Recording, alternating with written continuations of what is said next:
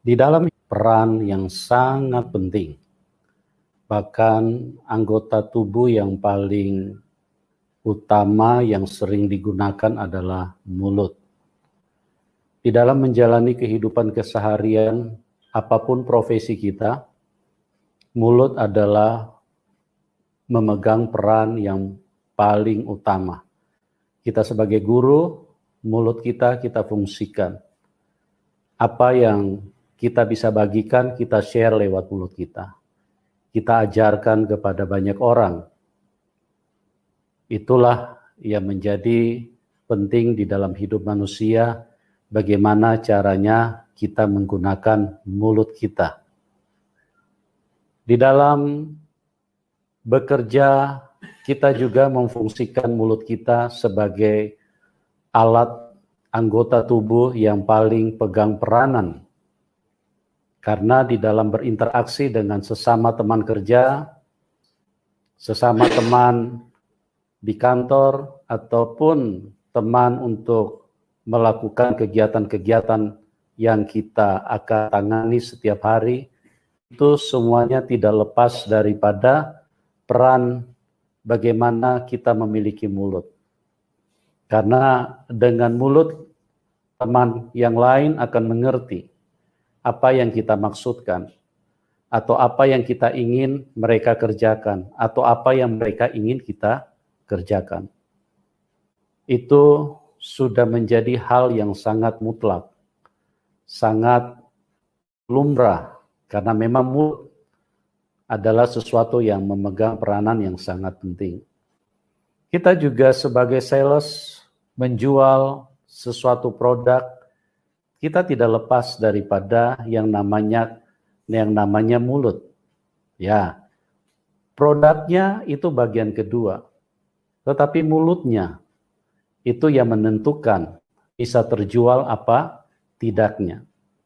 Karena kita mesti menerangkan produk yang kita jual, produk yang kita miliki, keunggulan apa yang ada di dalam produk tersebut, atau kelebihan-kelebihan apa yang terdapat kalau teman atau rekan bisnis bertransaksi dengan kita. Tentu kita pakai mulut. Jadi mulut mempunyai peran yang sangat penting.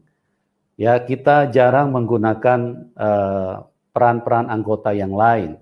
Misalnya kaki, ya. Kita lebih banyak menggunakan peran mulut. Di dalam kehidupan ini banyak lagi. Kita mau menikah pun akan sampai kepada pernikahan tentu lewat penjelasan atau kata-kata yang keluar dari mulut kita kepada seseorang. Jadi betapa banyaknya atau betapa pentingnya peran yang digunakan atau yang dimiliki oleh mulut seseorang. Di dalam kehidupan ini kita mendidik anak juga sama. Itu memakai mulut. Kita mau meminta sesuatu dari orang tua juga menggunakan mulut. Oleh sebab itu, mari kita lihat berdasarkan kata Alkitab. Karena Alkitab itu adalah suatu kebenaran, satu panduan kehidupan, satu panduan yang akan membuat kita mencapai apa yang kita rindukan, yaitu keselamatan kekal. Dengan mulut engkau dibenarkan, dengan mulut pula engkau bisa disalahkan. Dengan mulut pula engkau bisa berkelahi. Dengan mulut pula engkau bisa berteman. Engkau bisa bersahabat. Kalau mulutmu memberkati, mulutmu mengeluarkan kata-kata yang indah, mulutmu mengeluarkan kata-kata yang membangun, akan menjadi sesuatu yang luar biasa kepada siapa engkau berada bersama-sama dengan seseorang. Mari gunakan mulutmu dengan sesuatu yang memberkati. Seperti Alkitab berkata, kita melihat bahwa Tuhan adalah firman, Allah adalah firman. Pada mulanya adalah firman. Firman bersama-sama dengan Allah. Dan firman itu adalah Allah. Firman, sesuatu yang keluar dari mulut. Apa jadinya jika firman itu bukan sesuatu yang benar? Apa jadinya jika firman itu tidak memberkati? Maka betapa tersesatnya manusia, betapa hancurnya hidup manusia. Kita memerlukan firman, kita memerlukan kebenaran, dan itulah yang ditulis di dalam Alkitab yang keluar dari mulut Tuhan, disampaikan kepada manusia. Oleh sebab itu, kita sama-sama tahu bahwa Bapa kita adalah firman. Tentu anak-anaknya pun juga adalah firman. Firman telah menjadi manusia. Tentu firman itu tidak ditaruh di dalam kantong.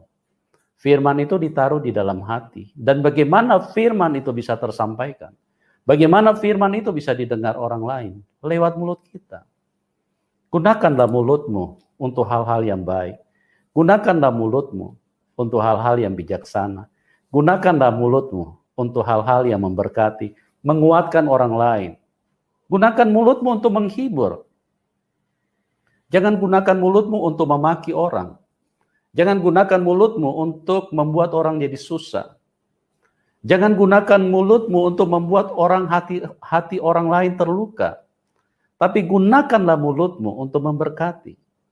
Ada, saya perhatikan, keluarga dari orang tua sampai ke anak-anaknya, mulutnya dipenuhi dengan kebun binatang. Saya tidak mengerti, entah karena mereka pernah mengundang binatang di dalam rumahnya, atau karena memang mulut mereka sudah terbentuk dengan hal-hal seperti itu. Biasakanlah, pergunakanlah mulutmu. Bapa kita itu adalah firman. Firman digunakan dengan mengucapkan sesuatu yang memberkati. Dari sini kita belajar. Yakobus juga mengatakan, jikalau orang yang sempurna hidup ini adalah orang yang tidak bersalah dengan perkataannya. Jadi, sebagai hamba Tuhan, saya ingin mengingatkan kita, belajarlah menggunakan mulut untuk memberkati. Jangan jadikan mulut hanya untuk karena Anda bisa bicara.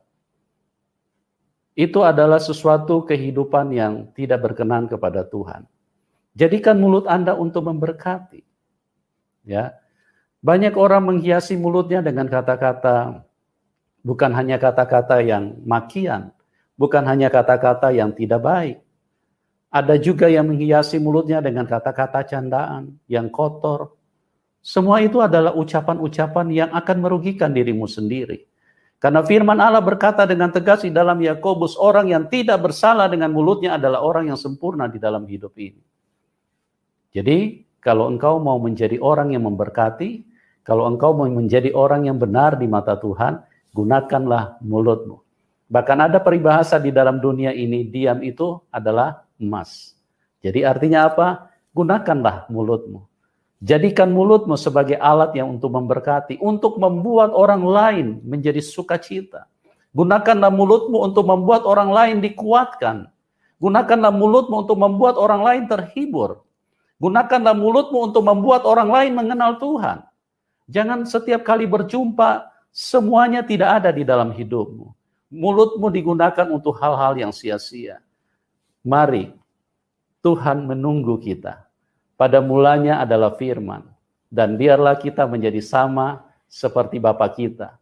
Bahwa mulut kita adalah firman yang keluar dari dalam mulut kita. Jika firman yang keluar dari dalam mulut kita, maka semuanya itu akan memberkati, semuanya itu akan membuat orang lain dibangun, semuanya itu akan membuat orang lain terselamatkan. Tapi kalau keluar dari mulutmu hanya amarah, kebencian, bahasa iri hati, bahasa fitnahan, bahasa gosip, maka engkau telah menghabiskan hidupmu di dalam kesia-siaan. Engkau telah menggunakan apa yang begitu penting yang ditaruh di dalam mulutmu. Sekali lagi, dengan mulutmu engkau bisa diselamatkan, dengan mulutmu engkau bisa dibenarkan, tapi dengan mulutmu juga engkau bisa disalahkan, dengan mulutmu juga engkau bisa berdosa, dengan mulutmu juga, manusia bisa masuk neraka. Jadi gunakanlah mulutmu untuk hal-hal yang memberkati. Tuhan Yesus mengasihi kita semua, dan salam kemenangan buat kita semua.